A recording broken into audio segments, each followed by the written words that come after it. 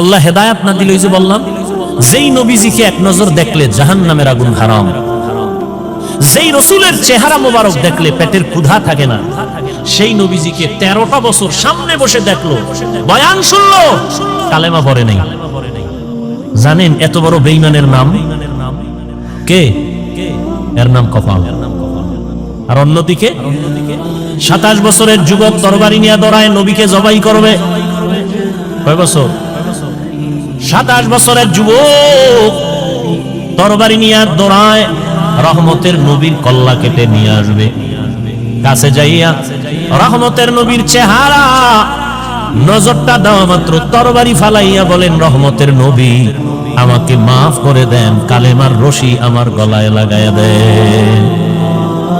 মান ইয়াহদিল্লাহু ফাহুয়াল মুহতাদ ওয়া মান ইউদ্লিল ফালান তাজিদা লাহু ওয়ালিয়াম মুরশিদা।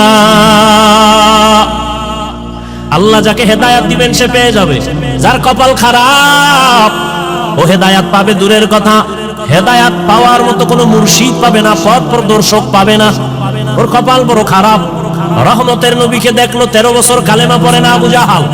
আর ওমর 27 বছরের বয়স নিয়া নবীর কল্লা কাটতে গিয়া কালেমা পড়িয়া তরবারি নিয়ে আবার দাঁড়ায় গেল।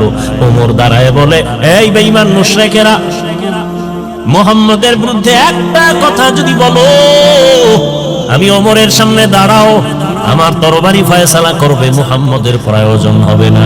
এমন পাওয়ার আল্লাহ দান করেছেন, ওমর যেই রাস্তা দিয়া হাঁটে শয়তান ওই রাস্তায় ঢুকতে ভয় পায়।